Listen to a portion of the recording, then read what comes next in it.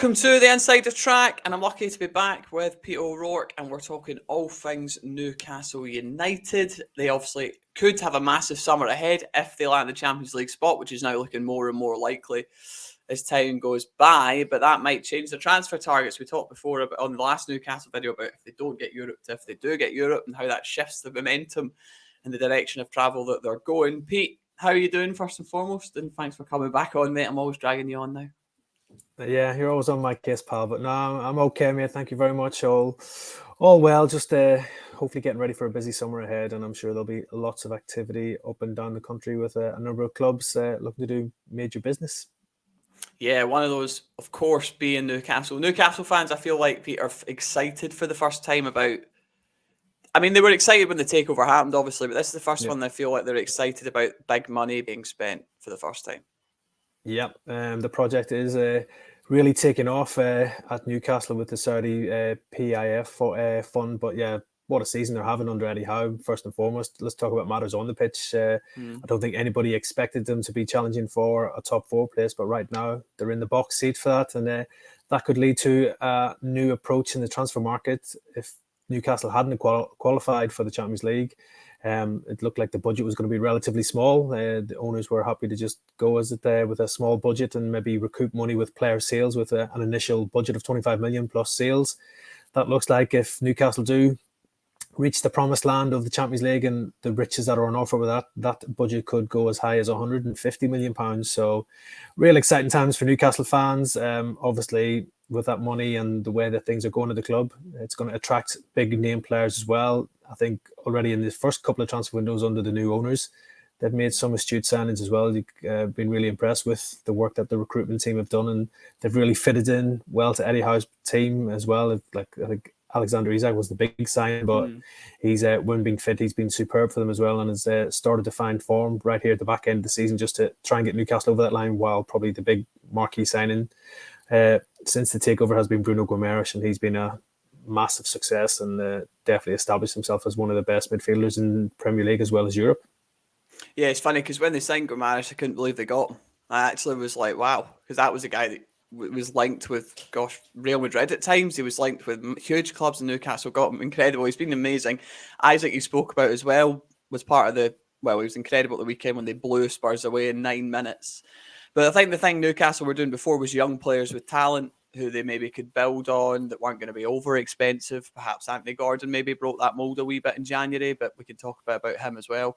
Where are the areas this summer, Pete? Because we know Newcastle are going to be looking at a fullback, perhaps in that left back position. Dan Burns obviously filled in there, hasn't he? So in there could be as well some more forward options. Centre of the park's been spoken about a lot. So where would you see Newcastle spending their money in the summer?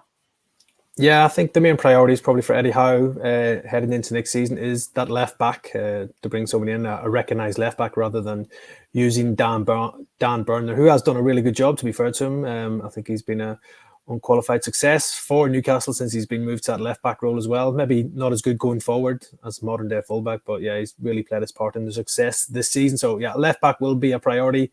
A central midfielder was the priority in the last transfer window. They didn't get who they wanted then. So yeah, I think all eyes will be on getting that midfield partner for Bruno Guimaraes this summer if they can find the right player to play alongside him. And what an exciting partnership that possibly could be if they can find somebody to go in with Bruno Guimaraes and make him even better, which is a scary thought for the rest of the Premier League if that was to happen as well. And then I think the next priority position is probably a centre-back, a right-sided one. I think maybe somebody to put a bit of competition for players with Fabian Schär right in there. But again, Eddie Howe's transformed him as well into a top player. He's been one of Newcastle's best players this season, Fabian Schär. But I think he does want some cover and competition in them central defensive areas as well, alongside Sven Botman as well, who was another big signing last summer as well. But yeah, whatever Newcastle have done so far in these last couple of windows, it's really paid off for them. It's really improved the squad. And as I said, they've had that success on the pitch as a result of those signings as well. But yeah, for Newcastle fans,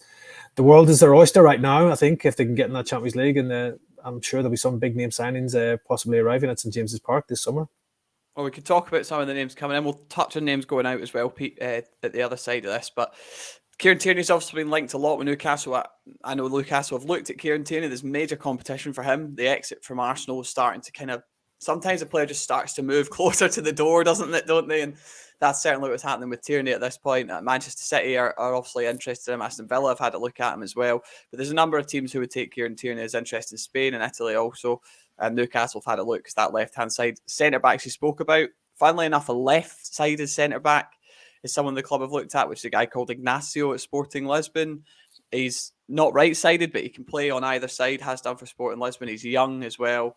Fits that kind of mould, doesn't he, of Eddie Howe taking him in and turning him in probably into the next Van Dijk, that kind of thing that he does. But yeah, left-sided centre-back as well. Urgart as well, another player at Sporting, defensive mid. Newcastle looked at him in January, I believe. And another player they'd be keen on, again, heavily wanted. Declan Rice has been linked a lot. Pete, in my understanding, I don't think Newcastle are in that race, but what's your understanding of that situation? Yeah, it's a difficult one, I think, for Newcastle to do. Declan Rice is going to have so many options this summer if he does decide to leave West Ham, which is looking more and more likely. I think Declan Rice wants to be challenging for honours, wants to be playing at the highest level, which means playing in the Champions League. So, yeah, I think this summer, I'm sure he'll give the bad news to West Ham that he would like to leave the club, and would hope that they would listen to offers for him as well. But yeah, Newcastle, I'm sure in an ideal world, they would love to sign somebody like a Declan Rice, a top England international as well. But I think he'll have other options. Probably the finances involved in that deal probably might even just be a bit too much for Newcastle in this current stage as well. And I think the player's quite settled in London as well, so maybe doesn't really fancy that move up to the northeast as well. So yeah, all signs seem to point to maybe Declan Rice making that move to Arsenal rather than Newcastle right now as well. But yeah, it just shows the ambition that Newcastle have got now under these new owners, that they're actually in the market for these types of signings, because a couple of seasons ago it was unheard of that they would have been even in the race for these types of players as well. So yeah, I think for Newcastle, really exciting times, and to be in the market for these top England internationals is probably a sign of things to come for Newcastle going forward in that respect as well. But yeah, I think Declan Rice just seems out of range for Newcastle for this next transfer window. Yeah, I mean, it's changed days. They're even linked to them, isn't it, compared to where they were? But yeah, like you said, Rice happy in London. Arsenal have been in that for a long time, working on that, haven't they? Just another one I think maybe worth putting to bed or maybe talking about is Bellingham. He keeps getting linked as well. Newcastle are going to come in and steal the Bellingham deal. There's a lot of money for Newcastle to spend, but I don't think that much, because I think that would blow most of their budget to get Jude Bellingham in, Pete. Yeah, highly unlikely this one, unfortunately, for Newcastle fans. As much as they would love to be in that race for Jude Bellingham, I think this one will be a bit too rich for them as well. Liverpool already out of the race just to the overall cost of this deal to try and lure Jude Bellingham away from Borussia Dortmund. It looks like it's a straight fight between Manchester City and Real Madrid for Jude Bellingham right now this summer as well. And don't rule out possibly staying at Dortmund, at least for another season as well, who could be a German title winner come the end of the season, as they're in the box seat right now to win the Bundesliga. So that might play on his mind to make a decision to maybe give Dortmund another year next season as well. So yeah, I think for Newcastle fans, that one's definitely out of reach. I don't see Jude Bellingham moving to Newcastle right now, but there'll be big names definitely in the mix, I think, on that Newcastle wanted list right now, who they want to sign and who they want to see to strengthen the squad for next summer. Yeah, I mean, listen, Liverpool fans will be praying he stays at Dortmund another year, because that might signal that they could go in next summer when he's in his last year. The wings, Newcastle are pretty well stocked there. They also brought in Anthony Gordon, Pete. He's come in for a lot of criticism at times, his attitude and that kind of thing. He's a bit of a kind of a bad boy of football, the right way to describe him. I don't feel he's like that. He's sometimes he's got a bit of petulance about him. Is that the right word? Perhaps a bit of a temper. He's a competitive boy, I would say. Is probably a good way to describe him. He's one of those ones. But yeah, obviously Newcastle fans still to see the best of Anthony Gordon. Obviously it's difficult when you come in midway through a season during a January transfer window. You don't get a lot of time to settle in or work with your new teammates as well. So it was a difficult time for Anthony Gordon, I think, at the start. But I'm pretty confident that he will be a good signing. Eddie Howe is a big admirer of him as well. And I think once we see Anthony Gordon get a regular run of games, he'll get used to how Newcastle want to play, and Newcastle will definitely get the best out of him, because we saw what he did at Everton last season. He was probably their player of the season and played a key role in keeping them in the Premier League as well. So he's been a big miss for Everton, and I'm sure over the next couple of seasons we'll definitely see the best of Anthony Gordon, who a young player with huge potential, even got good experience at such a young age as well, of lots of Premier League games under his belt as well. So yeah, I'm sure going into next season, gets a good pre-season under his belt with Newcastle, we'll definitely see a better Anthony Gordon for the two Normie next season. Yeah, he's certainly an Eddie Howe player, isn't he? He kind of ticks the Eddie Howe boxes, doesn't he? Excuse me. I need to burp, so that's been annoying me from the start. I scranned the sandwich before you came on. I'm starving. Indigestion.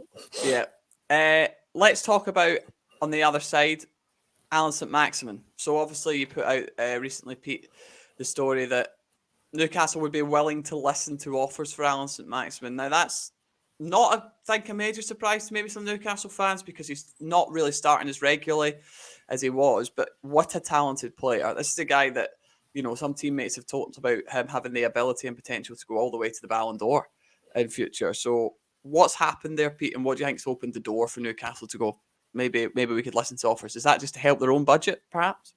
Yeah, it's a bit of both, probably, Fraser. Yeah, it would definitely increase their own transfer budget if they were to listen to offers for Alan Saint-Maximin. You're probably looking at £50 million plus if they were to sell him, I think. And there has been interest in the past in Saint-Maximin from a number of clubs. AC Milan were strongly linked with him in the last window, and I'm sure they might revisit that one as well. And I'm sure a number of Premier League clubs would also be interested in the Frenchman as well.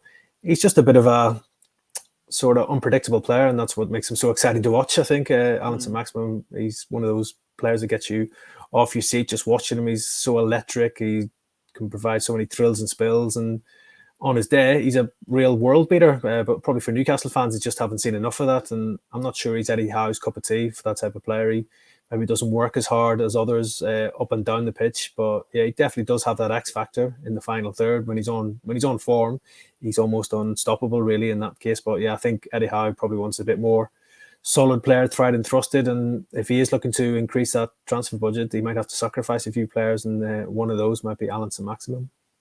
Yeah, it's interesting because Saint-Maximin, I don't think he knows what he's going to do sometimes. I think how defenders know then. Yeah, exactly. I think that's what makes him so exciting. You actually have no idea what's coming. Do you know what I mean? At times, we've seen some world-class footage of him and goals and games, and then moments where it's frustrating, right? So you can understand why Eddie Howe likes consistency and players just to continue to do what they need to do. So you can see how that would work. What about this for a wee kind of curveball? What if Newcastle said to AC Milan, tell you what, we'll give you £20 million plus Alan Saint-Maximin and you give us Raphael Leao? How do you think that would work out? Well, be a good deal, I think, by Newcastle if they could get that one done. I don't think I should go and speak to Ashworth, shouldn't I? Yeah, maybe you should, and say, here's the swap deal for you with a bit of cash, and yeah, you can get yourself a top player in Raphael Leao. Yeah, again, Leao is going to be in big demand this summer. Number of clubs looking at him. We've had the likes of Real Madrid, Paris Saint-Germain, Chelsea, Man City, all big clubs looking at him. So again, I think it's a difficult deal to do for Newcastle probably right now. But if they can go and qualify for the Champions League this year, establish themselves in there, be regularly competing for honours, they're going to be in that market for those types of players right now as well. And on the flip side, AC Milan, pretty desperate to keep hold of Raphael Leao. They want to tie him down to a new contract as well. Talks are ongoing over that as well. They are pretty hopeful that he will sign, and they'll get him tied down to fresh terms just to ward off potential interest from other clubs as well, because there's no doubt Raphael Leao has the potential to become one of the big superstars of football going forward now in the next couple of seasons as well. So Milan want to keep him, but that won't stop the interest, I'm sure, in his signature. Yeah, he's unbelievable. I watched him. I was at the Tottenham Hotspur Stadium for the Tottenham AC Milan game, and it's just weird how a guy has height and build moves like he does. And there was a point where there was 4 Spurs players around him, and he was just like, see you later. He's brilliant. We'll talk about another winger, Kvaratskhelia, or Kvaradona for short, as he's known. So Newcastle obviously had a look at him, and there's a murmur that this is a bid, and I've spoken about this before, so don't go tweeting out that we have said at Football Insider he's signing for Newcastle. Don't jump the gun. That's not what we're saying. This is one that Newcastle looked at before and thought, could we? Is that possible? Is that the Robinho signing when Man City signed Robinho? Do you remember? And it was kind of like the tide turning. And I thought, listen, he's 130 million euros minimum to get him out of Napoli. He's wanted by Real Madrid. He's going to be, that would be extremely difficult to do, and Newcastle would have to go, do you know what, let's just throw the kitchen sink at trying to win the league for that to happen. Pete, what do you think of him? He's unbelievable player, isn't he? Yes, unbelievable player, one of the most exciting players in Europe, but yeah, I don't see him going to Newcastle. I'll put my head on the block here. I don't see Newcastle doing a deal for him anytime soon as well. As you said, massive price tag on his head. Napoli are trying to tie him down to a new contract just to keep the interest at bay as well. I'm sure there'll be a massive release clause probably included in that contract as well. But yeah, as you said, he's been unbelievable for Napoli this season, been instrumental in their success and going for the Serie A title, and really impressed in the Champions League as well with a couple of real good performances against Liverpool in the group stages. But yeah, he looks like he is going to be one of those top 3 players in the world pretty soon. He'll probably be challenging for Ballon d'Ors if he keeps going at his current rate as well. So yeah, I can't see Kvaratskhelia making that move to Newcastle anytime soon. As much as the fans want to dream about it, if he was to lead Napoli, you're probably thinking one of Europe's big guns would try and sign him.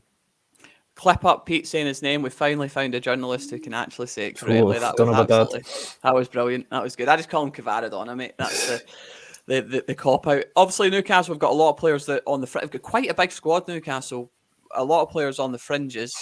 Who could you see leaving, Pete? Some people that have been there for a long time. Let's talk about like the likes of Dubravka, for example. He was obviously on loan at Manchester United. A number of clubs are looking at him.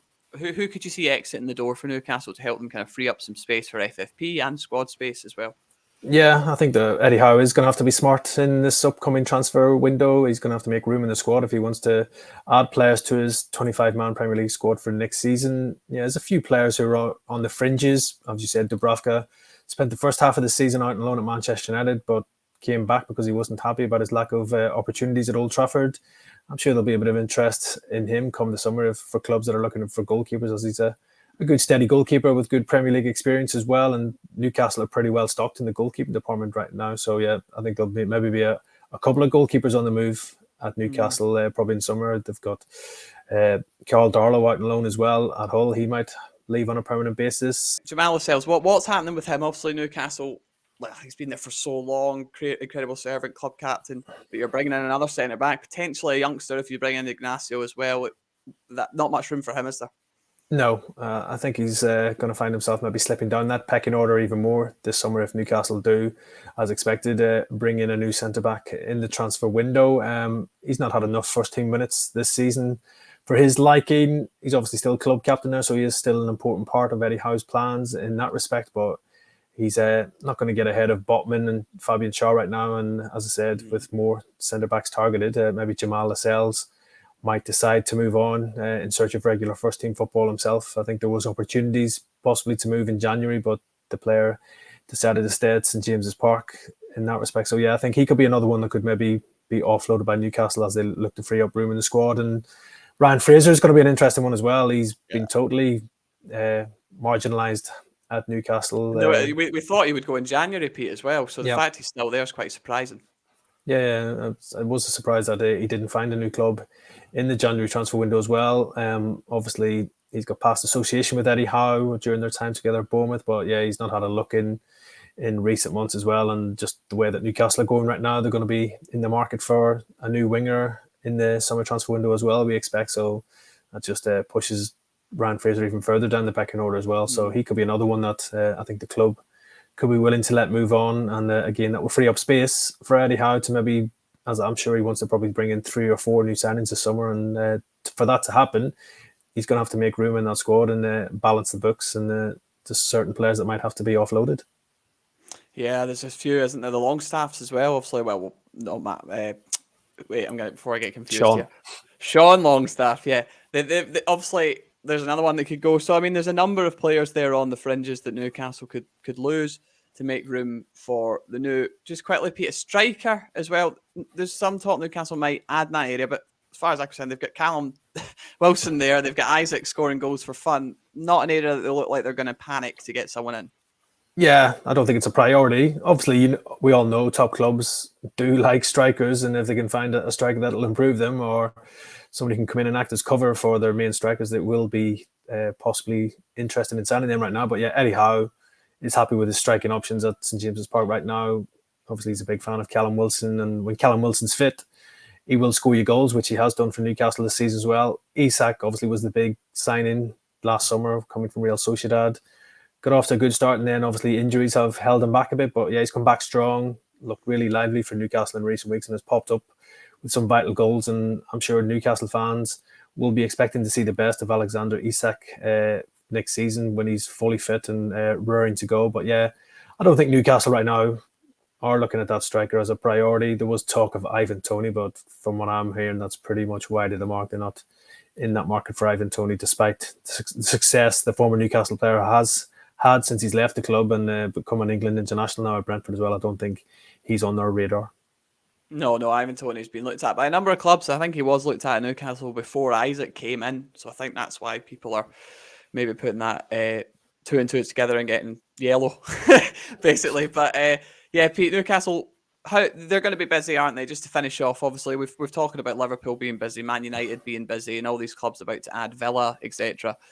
Newcastle are going to be very busy. They're going to be one of the clubs that we're going to be hearing a lot of in the summer, aren't we? Not just because of the interest and the money they've got, but because they're just ready to go up to that next level, aren't they? Yeah, they're going to be one of the most interesting clubs to watch from afar during the summer transfer window.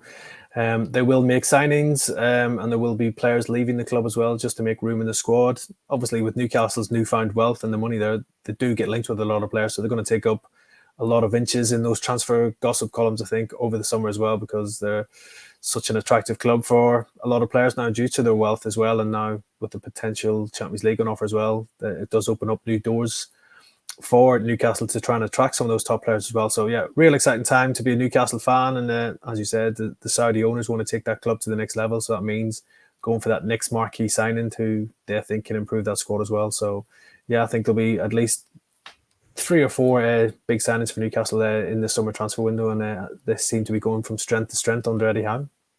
Yeah, big summer ahead. Well, Pete, thanks again for joining me, mate. I'm sure I'll rope you into it again soon.